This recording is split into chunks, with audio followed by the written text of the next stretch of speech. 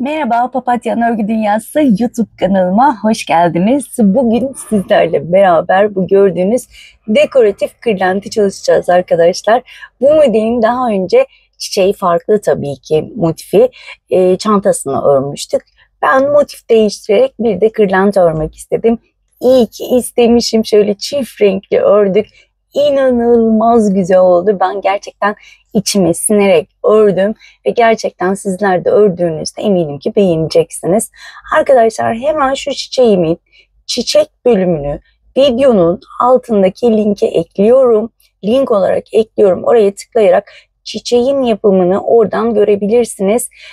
Diğer şu beyaz kısımları sizlerle beraber öreceğiz. Çünkü kırlente göre tasarladığım motifi, aslında motifin kenarları bu şekilde değil ama ben şöyle delikli olsun istemedim. Hemen değiştirdim. Onu da burada sizlerle paylaştım zaten. Arkadaşlar 2 tane motif veriyoruz. Hemen içine ben şöyle ölçerek bir astar yaptım. İçine e, boncuk elyaflarımı doldurup içine ekledim. Ben tamamen kapattım. Ama sizler fermuar yapabilirsiniz. Çıt çıt ekleyebilirsiniz ya da düğmeyle yapabilirsiniz. Onu da videonun ilerleyen dakikalarında anlattım zaten. Evet, çok lafı uzatmadan hemen iplerimi göstermek istiyorum. Şöyle birer yumaktan bu kadar kaldı arkadaşlar. Lacivert ve kremden. Diğer renklerden zaten çok az gidiyor. Sadece bir çiçek yaptım. Elinizde olan artık iplerle de çiçeğini yapabilirsiniz. Kullandığım tığ ise 2 milimlik tığ kullandım. Biraz sıkı sıkı olsun diye. Ama size önerim, eğer eliniz çok sıkıysa 2,50 milimlik ya da 3 milimlik tığ kullanabilirsiniz arkadaşlar. Evet arkadaşlar, bir de ölçü vermek istiyorum. Bunu daha büyük, daha küçük yapabilirsiniz. Bu tamamen size kalmış. Şöyle 27 santim arkadaşlar eni ve boyu. Buna aynı bu motif kullanmak zorunda değilsiniz. Daha büyük motiflerle daha büyük kırlentler elde edebilirsiniz arkadaşlar. İsterseniz hemen bu güzelliğin yapımına geçelim. Geçmeden önce eğer videomu beğenirseniz beğen butonuna basmayı, videomu beğenip paylaşmayı, bu videoların devamlılığı için lütfen unutmayın diyorum ve hemen bu güzelliğin yapımına geçiyorum. Evet arkadaşlar, sizler de motifinizi tamamladıysanız ve arkasındaki gördüğünüz şöyle yuvaları da yaptıysanız tamamdır. Ben motifin tamamını diğer videodaki gibi tamamlamadım. Yani kenarlarını. Diğer videodaki bayağı bir delikliydi ve kırlenti için uygun olacağını düşünmediğim için hemen kenar bölümünü değiştirmeye karar verdim. Hemen başlayalım. İsterseniz şöyle ortayı yine lacivert ve kenarları istediğiniz renk yapabilirsiniz. Ben arkalı önlü değişik renkler kullandım zaten. Bakın burada böyle tersten değil de şu şekilde çeviriyorum. Hemen şöyle önümdeki yuvanın içine girdim. Bir sık iğne ile şurayı bir sabitledim. 2 tane zincir çek. 2 zincir çektikten sonra bir tane ikili trabzan yapıyorum. 2 tane ikili trabzanım olmuş oldu. Daha sonra bakın aynı yuvaya batıyorum. İlmek aldım. 3 ilmeği aynı anda kapatıyorum. Tığın başında battım. 3 ilmeği aynı anda kapattım. Bu yaptığımız tekli trabzan. 4 tane tekli trabzan yapıyorum. 2 tane ikili trabzan, 4 tane tekli trabzan, yine aynı yuvanın içine 2 tane ikili trabzan yapıyorum. Evet. Şimdi burada bu köşemin yarısı olduğu için bir zincir çekiyorum. Tığın başında oluyorum. Diğer yuvaya geçiyorum. 2 tane ikili trabzan yapıyorum. 1 2 4 tane tekli trabzan. 2 3 ve 4. Ve yine 2 tane ikili trabzan. Diğer yuvaya geçmeden bir zincir çekiyorum ve diğer yuvaya geçiyorum. Yine 2 tane ikili trabzan, 4 tane tekli, 2 tane ikili trabzan devam ediyorum. Bakın burada son 2 tane ikili trabzanımı yaptım ve sıra sonuma geldim. Burada bir zincir çekmeyeceğim. Şöyle hemen karşıdaki ilk çektiğim zincirin tepesine batıyorum, ilmek alıyorum ve ikisini aynı anda kapatıyorum. Bir zincir çekmiş oluyorum burada. Şimdi burada 2 zincir çekiyorum ve artık köşelerimizi bir zincirlik bölüme yapacağız. Hemen bir tane ikili trabzan yaptım. Yarım köşeyi yapmış oldum. Ve şöyle tek tek batarak tüm trabzan tepelerine birer tane ikili trabzan yapıyorum. Ondan sonrası daha kolay. Hiç sayı saymanıza gerek yok. Her bir trabzan tepesine tek tek batıyorum. Sonuncuya battım. Ve bakın bir zincirlik bölüme geldim. Bir zincirlik bölümün içine 2 tane ikili trabzan, bir zincir, 2 tane ikili trabzan ve daha sonra tek tek trabzan tepelerine batıp ikili trabzan yapıyoruz. Artık tekli trabzan yapmıyoruz. Bakın bu şekilde tek tek batarak sıra sonuna kadar devam ediyorum. Sıramın sonuna gelmek üzereyim. Yine bakın bir zincirlik bölüme 2 tane ikili trabzan yapıyorum. Ve sıramı bitirmiş oluyorum. İlk çektiğim zincir tepesine battım. İlmek aldım. 2 ilmeği kapattım. Burada bir zincir çekmiş oldum. Eğer burası dar gelirse size bir zincir çekip bu işlemi yapabilirsiniz. Ya da tığın başını dolayarak 3 ilmek kapatarak yapabilirsiniz. 2 zincir çekiyorum. Bir tane ikili trabzan yapıyorum. Ve bu sırayı da aynı şekilde bitireceğiz arkadaşlar. Her bir trabzan tepesine birer tane ikili trabzan ve köşelerde 2 tane ikili trabzan, bir zincir, 2 tane ikili trabzan şeklinde devam edeceğiz. Bu sırayı da bu şekilde devam edelim. Evet arkadaşlar, yine sıramın sonuna geldim. Yine aynı işlemle kapatıyorum. Ve şöyle 2 zincir çektim. Kaçıncı sıradayım? 2, 3. sıradayım ve 4. sıraya geliyoruz. 4. sırada yine yarım köşemi yapıyorum. Daha sonra diğer köşeye gelene kadar yine her bir trabzan tepesine tek tek batarak devam edip hemen dönüyorum arkadaşlar. Evet, tek tek ikili trabzanlarımı yaptım. Köşeye geldim. Şimdi köşede bir tane ikili trabzan yapıyorum. İkinci ikili trabzanı yapmak için tığın başını doluyorum. Ve hemen bakın önümde duran şu U şeklindeki çiçeğin yaprağında sayıyorum. 1, 2, 3, 4, 5, 6. yaprağın hemen arkasındaki ilmeği şu şekilde bakın aldım. Bir zincirlik bölümden geçireceğim bakın. Şu şekilde. Daha sonra içinden ilmek geçirdim. İkinci ikili trabzanımı yaptım. Bir zincir çekiyorum ve burada normal 2 tane ikili trabzanımı yapıyorum. Köşe için bu yaprağı buraya bağlamış olduk. Gördüğünüz gibi çok da güzel oldu. Öncekini pek beceremedim ama sonradan aklıma geldi. Şu arkadan bağlarsak hiç görüntü kötü olmayacak. Bakın bunları ben ilk şöyle yaprakların tepelerine bağlantı yaptım ve çok hoş görünmedi açıkçası. Hemen şöyle göstereyim nereye bağlantı yaptığımı. Hemen şuraya bağlantı yapmıştım ama istediğim görüntüyü alamadım. O yüzden bakın arkada, yani şuralara batıyorum bakın. Şöyle şuralara batınca Gördüğünüz gibi daha hoş, daha böyle kabarık görünüyor. Valla bunu da sökemeyeceğim.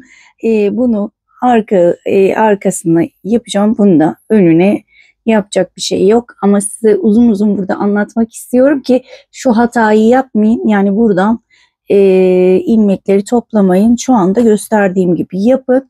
Bakın hiçbir kötü görüntü olmayacak. Yaptıkça yaptıkça öğreniyoruz işte.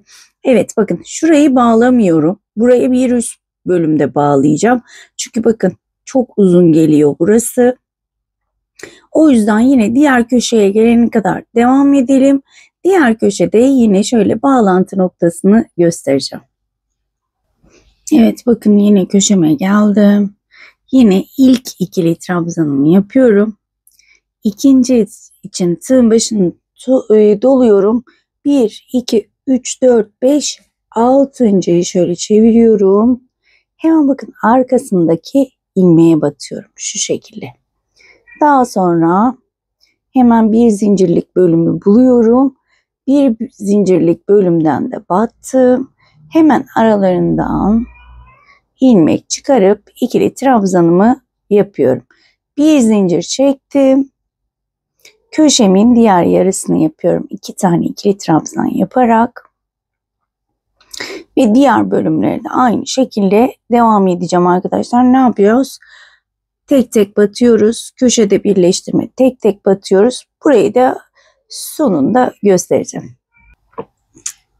Evet arkadaşlar yine sıranın sonuna geldim. Yine ilk kenarımın trabzanı yaptım. İkinci trabzan için ise tığın başını doladım ve sayıyorum. 1, 2, 3, 4, 5. Şöyle 6.'nın hemen arka ilmeğini batıyorum. Bir zincirlik bölümden şu şekilde geçirdim. İki trabzanımı yaptım. Ve ilk çektiğim zincirin tepesine batıyorum. 2 ilmeği aynı anda kapattım.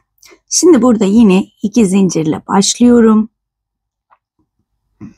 Hemen 2 tane ikili trabzanımı yapmış oldum. Evet, benim trabzanlarım şu anda 20 tane. O yüzden şöyle tek tek batarak 10 tane veya 9 tane ikili trabzan yapacağım. Şöyle kaç oldu? 3, 8 ve 9. Hemen şöyle bakıyorum. Tamam, bir tane daha yapalım. 10. Tığın başını doladım. Bakın birleştirmediğim çiçeğin yaprağı burada. Hemen sayıyorum şöyle.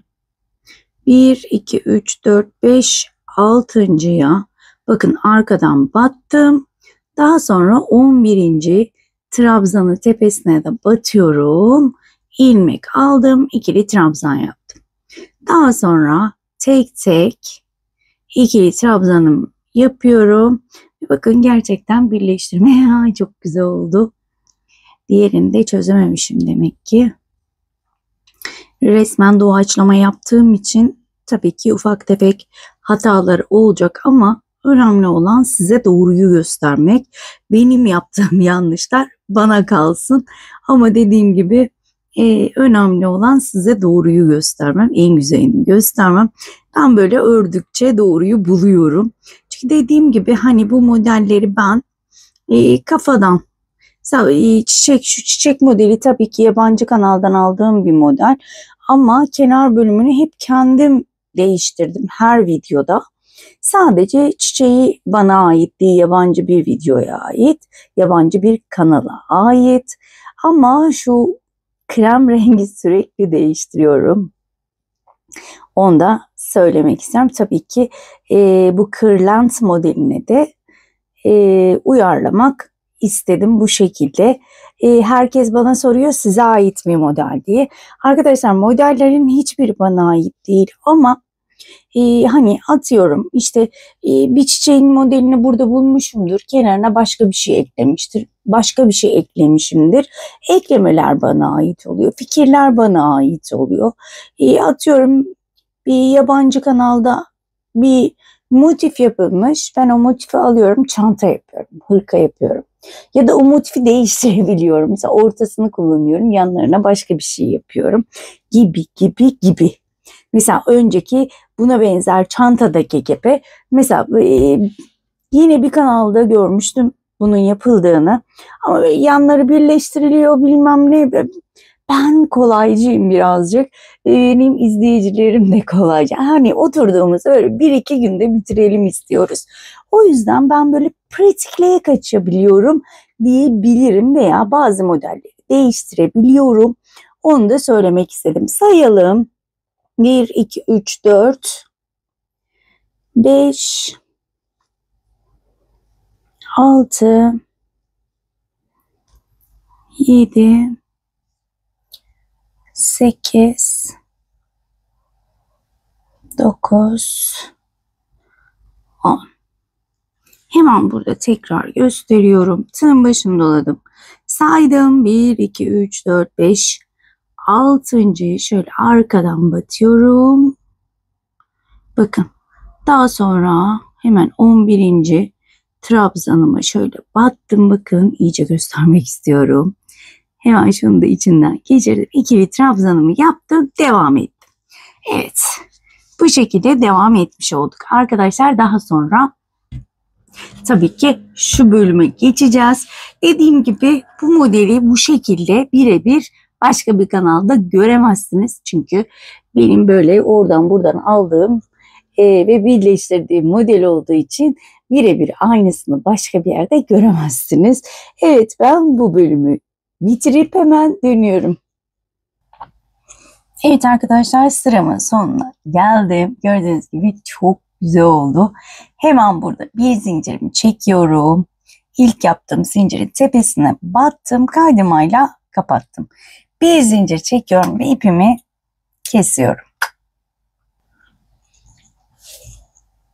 Evet, bu şekilde motifimi bitirmiş oldum. Ve hemen lacivert ipime geçiyorum. İpime bir düğüm attım. Ve hemen burada köşeden başlıyorum. Bir zincirlik bölümden hemen buraya şöyle sabitliyorum. Bunu bir sık iğne olarak sayıyorum. Artık ipimi de arkada yürüteceğim. Ve tek tek trabzan tepelerine batarak sık iğne yapıyorum. Bakın. Tığın başını dolamadan battım. Sık iğne yaptım. Tek tek batarak sık iğnelerimi yapıyorum. Köşeye gelene kadar bu şekilde devam edip hemen dönüyorum. Evet, köşeye geldim.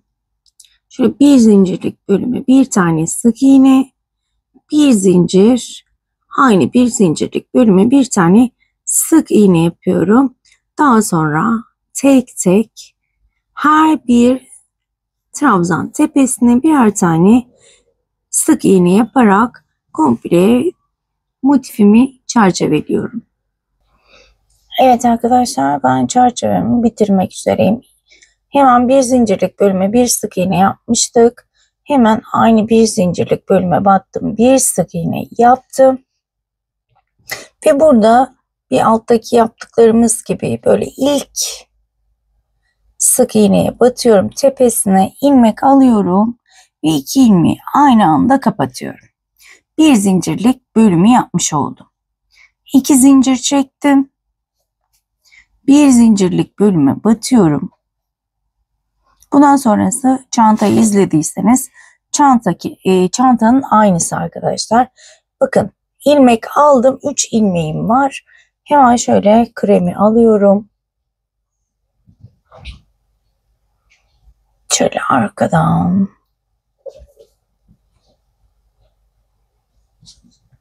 Şöyle öncelikle 2 ilmeği kapatayım. Çok pardon. Sadece 2 ilmeği kremle kapatacağım. Şöyle çeviriyorum ve buraları bağlıyorum ki çözülmesin. Benim bu bağlamalarım meşhur biliyorsunuz. Bağlamasanız da olur aslında. İçten yürütebilirsiniz ama ben bağlıyorum. Daha sonra da arkadan içten yürütüyorum. Bakın hemen lacivert ipimi de arkada yürüteceğim. Burada şöyle yan yana sık iğne tepelerine batarak, şöyle biraz koyu olduğu için zor görüyorum. Gözlüğümü de takmadım. Şöyle yan yana 2 tane beyaz yaptım ama ikinci beyazı yarım kapatıyorum ve hemen burada lacivertli ikisini kapattım ve yan yana 2 tane lacivert. Şöyle. Her zaman ikincileri yarım kapatıyoruz arkadaşlar. Bakın 2 ilmek aldım. İkisi tığımda, ikisini kremle kapattım. Hemen yine 2 tane ikili trabzan. İkinciyi yarım kapatıyorum ve diğer yarısını lacivertle kapatıyorum. Diğer 2 ilmeği. Bu şekilde sıra sonuna kadar devam edeceğiz. Bakın bir tane ikili trabzan lacivertle, ikinciyi 2 ilmek kapatıyorum. İkisi tığımda ve son ikisini kremle kapatıyorum. Eminim ki anlaşıldı. Diğer çantayı izlememiş olanlar muhakkak vardır. O yüzden şöyle ayrıntılı göstermek istiyorum. Bakın ikisini kapattım. Diğer ikisini ise lacivertle kapatıyorum. Şimdi birinci lacivert trabzanı normal yapıyorum. İkinci trabzanı 2 ilmek kapattım. İkisi tığımda ve kremle kapatıyorum. Bu şekilde köşeye gelene kadar devam edelim arkadaşlar. Gördüğünüz gibi 2 devam ediyoruz. Evet, şöyle köşeye kadar geldim. Kapatıyorum ve bir zincirlik bölüme şöyle batıyorum ve köşemi sadece lacivertle yapıyorum. Alttan krem ipimi yürütmeyi unutmuyorum. 2 tane ikili trabzan, bir zincir, 2 tane ikili trabzan şeklinde. İkinciyi tabii ki kremle kapatıyorum ve kremle devam ediyorum. Gördüğünüz gibi ikinciyi yarım ve bu şekilde devam ediyorum. Köşeler tek renk arkadaşlar. Şöyle göstermek istiyorum. Hemen köşeler harici saymak istiyorum. Şöyle ikişer ikişer, yani 2 taneyi 1 olarak sayıyorum. 1, 2, 3, 4, 5, 6, 7, 8, 9, 10, 11, 12, 13 grubum var. Eğer şimdi bir tane artar, bir tane eksik kalırsa aynı yere bir taneye 2 tane batabilirsiniz. Fazla geldi, o zaman da eksiltme yöntemi yaparsınız. Yani 2 tane trabzana 1 batarsınız. O şekilde ayarlama yapabilirsiniz. Bu hiç önemli değil. Çantada da yaptık bunu zaten. Hiç kesinlikle belli olmuyor. Ben bu şekilde kenarlar lacivert olacak şekilde devam edip hemen dönüyorum. Evet arkadaşlar, sıramın sonuna gelmek üzereyim. Burada 2 tane lacivertle yapmıştık. Yine burada bir zincirlik bölüme 2 tane daha ikili trabzan yapıyorum. Burada ilk çektiğim zincirin tepesine battım. Tabii ki buraya kadar krem ipimi yürütüyorum. Bunu unutmayalım. 2 ilmeği aldım. Bakın burada hemen ip değiştiriyorum ve bu 2 ilmeği kremle kapatıyorum. Şimdi çantayı izlemeyenler için tekrar bahsetmek istiyorum. Bu modelin ipucu, her sırada köşe rengini değiştiriyoruz. Şimdi bu sırada lacivertle 2 tane ikili trabzan, bir zincir, 2 tane ikili trabzan yaptık. Şimdi bir üst bölümde hemen köşeye kremle başlıyoruz. 2 tane ikili trabzan, bir zincir, 2 tane ikili trabzan. Bir üstte lacivert, bir üstte krem. Yani bir sıra bir renk, bir sıra bir renk çalışıyoruz köşelerde. Şimdi burada hemen bakın bir zincirlik bölüme batalım. Şöyle arkada yine lacivert ipimi tabii ki yürütüyorum. Şuraya bir sık iğne yaptım. 2 zincir, tekrar bir zincirlik bölüme battım. 2 ilmek kapattım. İkisi tığımda. Gördüğünüz gibi lacivertle kapattım. Burada ne oldu? Bakın 2 tane lacivertim olmuş oldu. Şimdi 2 tane lacivertin tepesine 2 tane lacivert yapıyorum. Bundan sonrası daha kolay. Kremin üzerine 2 tane krem, lacivertin üzerine 2 tane lacivert şeklinde ilerliyoruz. Eminim ki anlaşıldı. Bakın, lacivertin tepesine birer tane batıyorum lacivertle. Değiştiriyorum ipimi ve kreme geçiyorum ve kremle. Yani lacivertin tepelerine lacivertle, kremin tepelerine ise kremle devam ediyorum. Köşeye kadar devam edip hemen dönüyorum. Evet arkadaşlar, köşeye geldim. Bakın, yine lacivertlerin üzerine lacivertle devam ediyorum. İkincisinde ipin rengini değiştiriyorum. Ve bakın, köşeye geldim. Hemen burada köşede 2 tane ikili trabzan yapıyorum. Bir zincir, tekrar bir zincirlik bölüme 2 tane ikili trabzan. Buradakinin ikincisini yarım kapattım. Lacivert ipime geçtim. Ve lacivertlerin tepesine yine tek tek batıyorum. Gördüğünüz gibi bir sıra lacivert, bir sıra krem olmuş oldu. Ben tamamını bitirip hemen bir üst sırayı da tekrar göstermek için döneceğim. Evet arkadaşlar, yine sıramın sonuna geldim. Diğer köşeyi de tamamladım. İlk çektiğim zincirin tepe noktasına battım. İlmek aldım. Bu 2 ilmeği lacivertle kapatacağım. Yine krem ipimi veya diğer bu lacivert ipi arada yürütmeyi unutmayalım. Sürekli hatırlatma gereği duyuyorum. Acaba söylemedim mi diye. Bir sık iğne yaptım. 2 zincir çektim ve bir tane ikili trabzanımı yapmış oldum. Ve tekrar ikinci ikili trabzanımı yapmak için 2 ilmek kapattım. İkincisini kremle kapatıyorum. Ve bakın, ilk lacivertle başladık köşelere. Burada köşeler önemli. Daha sonra krem, bir üst sırada tekrar laciverte geçtik. Bir üst sırada tekrar krem. Eminim ki anlaşıldı. Bakın, tekrardan her rengin üzerine aynı renkle devam ediyorum. İkişer ikişer olarak. Şimdi diğer köşeye kadar aynı şekilde devam ediyorum. Eminim ki buralar anlaşıldı. Çok videoyu uzatmayalım. Diğer köşeye dönüp hemen geliyorum. Evet arkadaşlar, yine şöyle kremlik yapalım. Yine ikinciyi yarım yapıyorum. Ve köşeme geldim. Bir alt sırada kremdi. Şimdi lacivertle 2 tane ikili trabzan, bir zincir, 2 tane ikili trabzan. Tabii ki ikinciyi yarım yaptım ve en son 2 ilmeği kremle kapattım.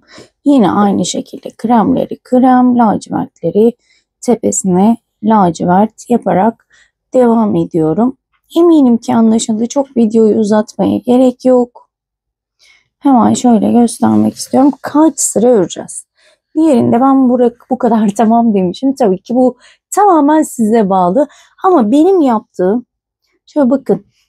1, 2, 3, 4, 5, 6, 7, 8, 9 sıra örmüşüm arkadaşlar. Sizler de istediğiniz sırada örün.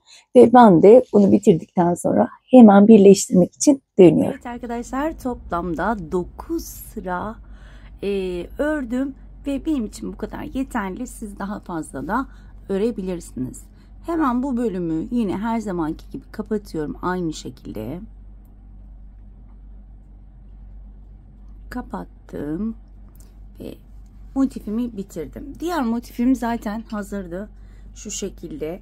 Hemen bunu tersi masaya gelecek, düzü masaya gelecek şekilde koyuyorum. Ve diğer motifimin düzü bana bakacak şekilde, yani ters taraflarını birbirine koydum ve dış tarafları dışta kaldı.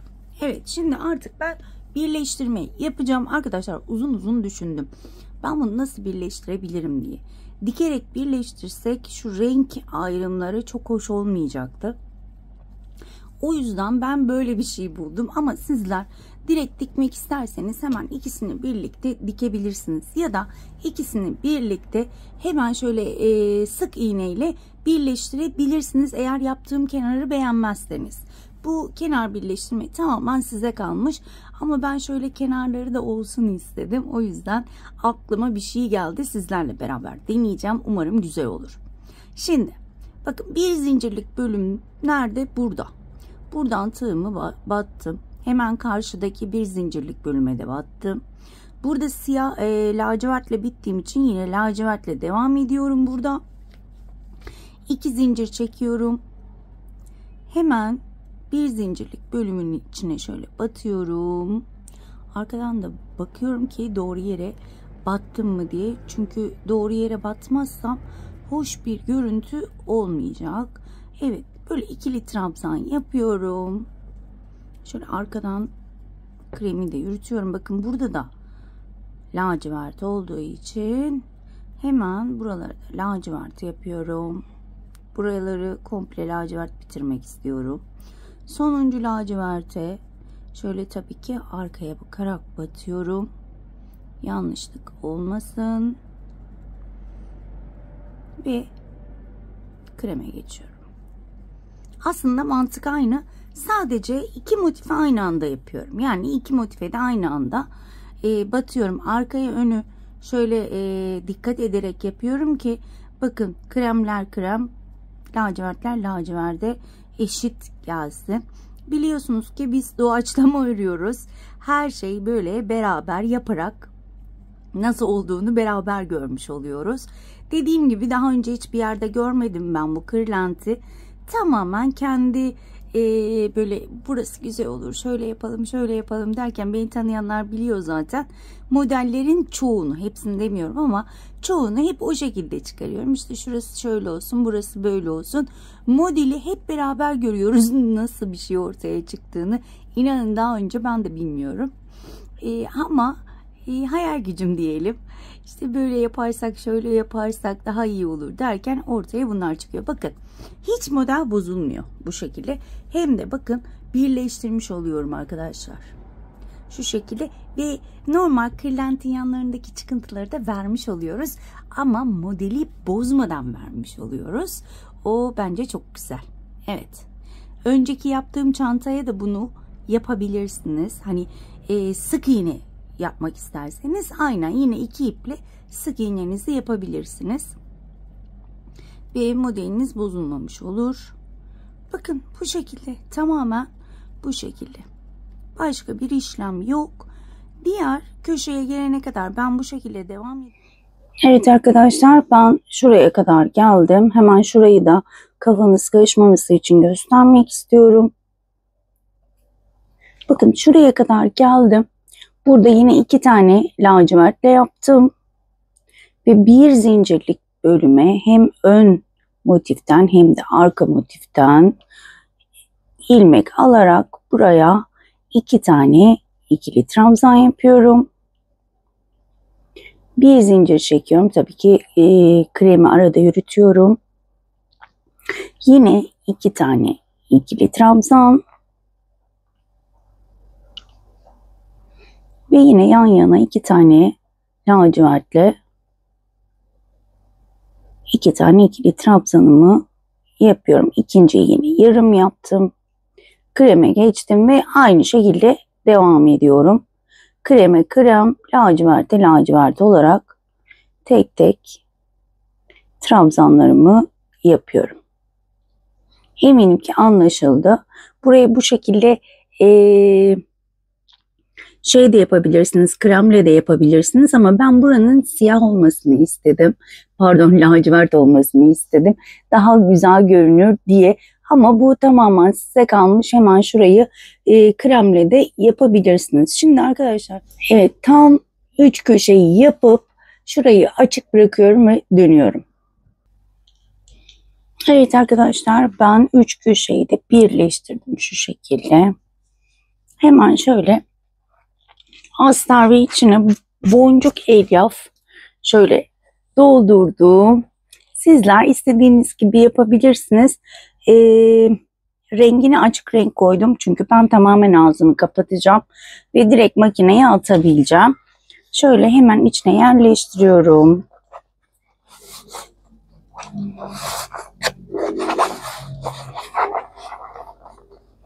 Çok güzel oldu. Bakar mısınız? Evet.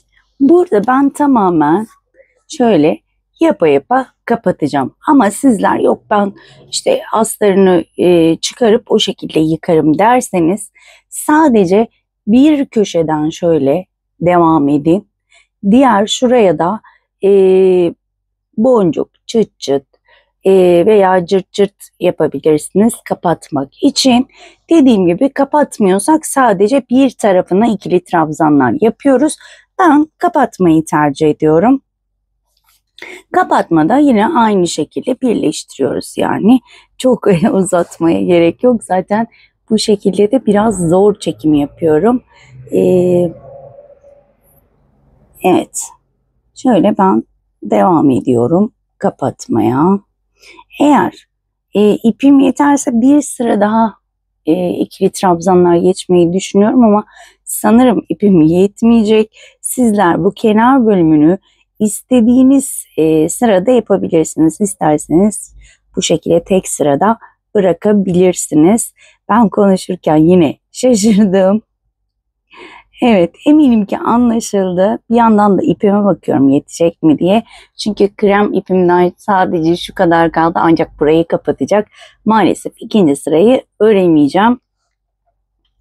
Ve hava inanılmaz sıcak ve tuhafiyeye gitmeyi de hiç gözüm kesmiyor. O yüzden bu şekilde devam edeceğim arkadaşlar kapatmaya. Evet, yine kremle lacivert şekilde burayı kapatıp ipimi saklayıp hemen tekrar kapanış için burada olacağım arkadaşlar. Gördüğünüz gibi bu şekilde şuraya kadar kapatıp hemen dönüyorum. Evet arkadaşlar benim kırlentim bitti. Gerçekten çok güzel dekoratif bir kırlent oldu. Umarım sizler de beğenmişsinizdir. Ben hemen bu şekilde kapattım. İplerimi gizledim. Hiç ütü uygulamadım. Ütüye hiç gerek yok ama illa ütü yapmak isterseniz astarın içine koymadan hemen şöyle buhar tutup elinizle düzeltin. Ama buralara kesinlikle ütü değdirmeyin. Çünkü buralarda ezilme yaşayabilirsiniz. Evet arkadaşlar bugünlük de bir videonun sonuna geldik. Umarım ayrıntılı bir şekilde anlatabilmişimdir. Umarım anlatımımdan memnun kalmışsınızdır. Diğer videoda görüşmek dileğiyle. Kendinize çok iyi bakın. Hoşça kalın.